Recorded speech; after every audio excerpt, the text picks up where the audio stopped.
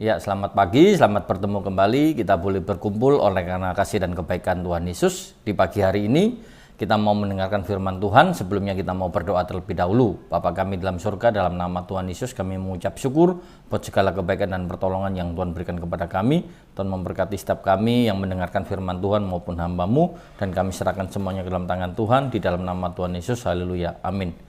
Ya, puji nama Tuhan. Di pagi hari ini kita mau belajar satu kebenaran firman Tuhan di dalam Kejadian pasal 25 ayat yang ke-28.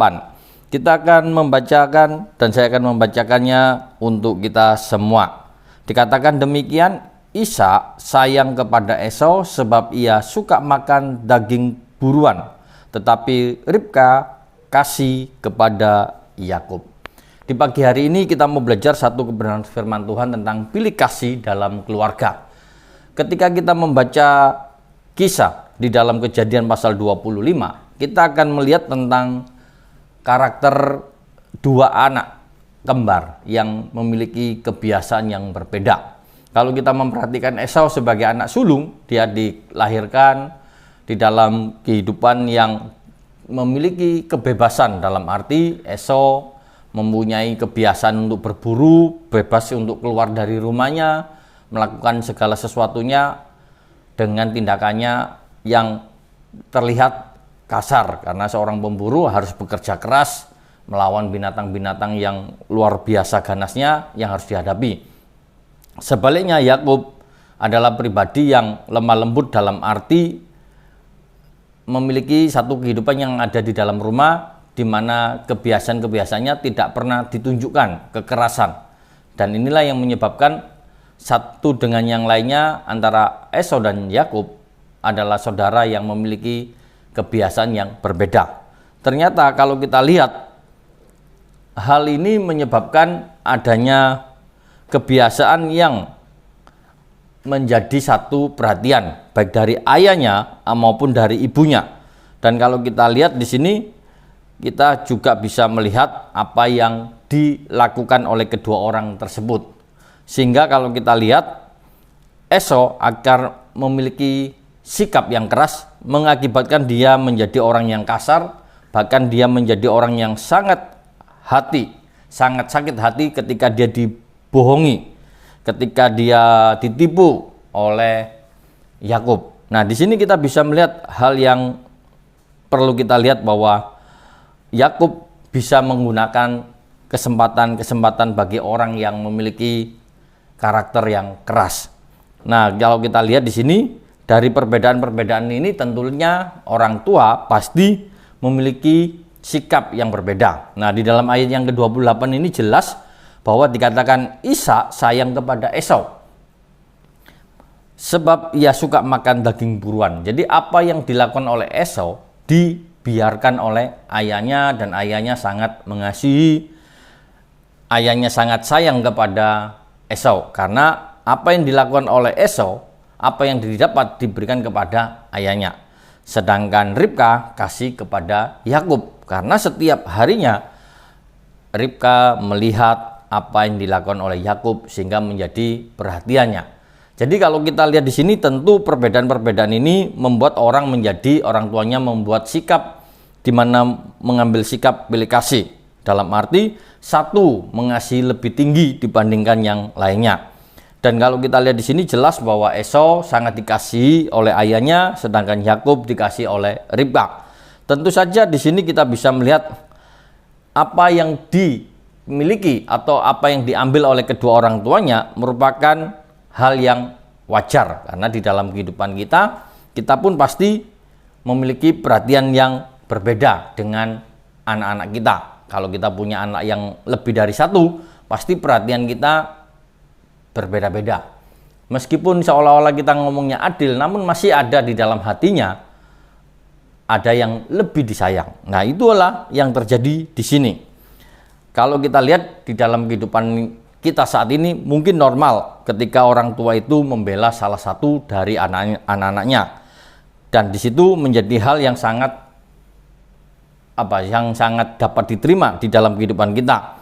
Dan kalau kita lihat di sini adalah hal yang perlu kita renungkan ketika kita menjadi orang yang pilih kasih, yang dibiarkan. Lalu di sini kita bisa melihat adalah apa yang dilakukan oleh keluarga atau salah satu ibu dari kedua anak ini, di mana ibunya sangat memberikan perhatian lebih, terlebih apa yang mau diterima oleh anak sulungnya adalah hak kesulungan yang luar biasa. Itulah yang membuat ibunya berpikir bagaimana cara untuk mendapatkannya. Nah, di sini kita bisa melihat apa yang dilakukan oleh Ribka. Dia sayang kepada keluarganya, melebihi dari suaminya maupun anak yang satunya.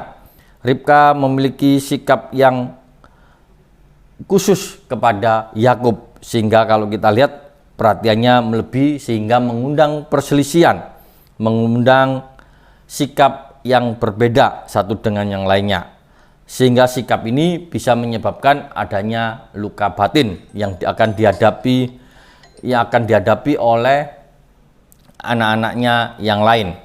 Nah, ketika kita melihat di sini sebagai anak, tentunya akan bisa melihat bahwa anak tersebut ketika diperlakukan dengan tidak adil oleh orang tuanya, pasti dia akan memiliki hati yang tidak senang, akhirnya mempunyai pikiran bahwa saya kok nggak dikasihi. Itu sangat wajar. Namun di sini kita mau melihat bahwa apa yang dilakukan orang tua terkadang tidak punya kita pikirkan ke depannya. Justru apa yang dilakukan oleh orang tua itu menyebabkan adanya luka batin bagi anak tersebut. Nah, kalau kita lihat bahwa di dalam hubungan kekeluargaannya itu semuanya sudah mulai tawar, maka kita bisa melihat bahwa sesuatu akan terjadi, sesuatu akan menjadi masalah di dalam keluarga itu, di mana orang-orang atau orang-orang yang ada di sekeliling kita akhirnya menjadi orang yang kurang perhatian, menjadi orang yang cuek. Jadi di sini kita bisa melihat untuk membangun hubungan yang baik. Mulailah kita membangun hubungan yang baik dengan membangun nilai-nilai yang benar di dalam kehidupan kita. Apalagi kita sebagai anak Tuhan, di mana kita mau membangun hubungan kita dengan baik, dengan dimulai dengan berdoa kepada Allah, supaya Allah memberikan kasih yang menyembuhkan siapa saja yang mengalami luka batin tersebut. Di sini kita bisa melihat setiap orang menderita ketika para keluarganya ada pilih kasih. Dan di sini kita boleh belajar untuk merenungkan bahwa setiap orang yang pilih kasih itu menyebabkan adanya iri hati, luka batin yang muncul dalam kehidupan kita. Karena itu kita mau belajar supaya kita tidak menjadi orang yang pilih kasih di dalam keluarga. Janganlah kita untuk melakukan dalam kehidupan kita. Esau menjadi orang yang menjadi marah, akhirnya dia tidak taat dengan perintah orang tuanya, dia mengambil orang Kanaan untuk menjadi istrinya. Menunjukkan bahwa dia lagi marah, menunjukkan bahwa dia sangat tidak hormat kepada orang tuanya karena dia diperlakukan dengan tidak baik. Kebenaran firman Tuhan pada pagi hari ini mengingatkan kita yang melakukan pilih kasih, supaya kita diingatkan kembali untuk tidak menjadi orang yang melakukan pilih kasih. Kehidupan berasrama, saya pernah tinggal bersama-sama di asrama sampai saat ini. Saya pun melihat bahwa apa yang kadang saya lakukan untuk memberi sesuatu kepada para mahasiswa di asrama, yang satu nanti ngomong, loh saya kok nggak dikasih, loh kadang-kadang seperti itu. Dan apa yang saya kasih ya karena pemikiran saya, cara pandang saya melihat bahwa dia sudah membantu saya. Itu adalah sikap yang wajar, tetapi bagi orang lain, loh kok nggak sama. Nah, itu adalah salah satu contoh yang ada di sekitar kita. Apalagi hal-hal yang bentuk perhatiannya yang lebih lagi, kadang-kadang bisa membuat orang jadi memiliki salah paham. Karena itu di pagi hari ini kita boleh belajar bahwa Ribka adalah seorang ibu yang memiliki sikap yang tidak mengasihi anaknya berbagi kasih yang sama, tetapi dia lebih cenderung kepada Yakub yang sering membantunya.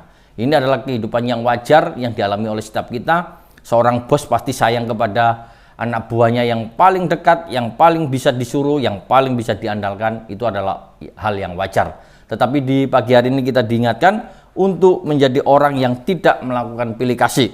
Karena setiap orang menderita ketika dia melihat ketidakadilan atau melihat pilih kasih itu terjadi di dalam hatinya, maka ada penderitaan yang ada. Biarlah kebenaran firman Tuhan di pagi hari ini membuat kita sebagai anak-anak Tuhan untuk bisa menjaga dan bersikap yang baik. Tuhan memberkati di pagi hari ini untuk kita menjalani hari-hari kita, apapun yang kita kerjakan, kita mau belajar untuk tidak pilih kasih. Amin firman Tuhan, mari kita berdoa. Bapa kami dalam surga, dalam nama Tuhan Yesus, kami mengucap syukur buat segala kebaikan dan pertolongan yang Tuhan berikan kepada kami. Bila kasih setia Tuhan memberkati kami semuanya di dalam aktivitas kami pada hari ini. Kami serahkan semuanya ke dalam tangan Tuhan. Tuhan memberkati apapun yang kami kerjakan pada hari ini. Biarlah untuk kemuliaan dan kebesaran nama Tuhan. Di dalam nama Tuhan Yesus, haleluya, amin.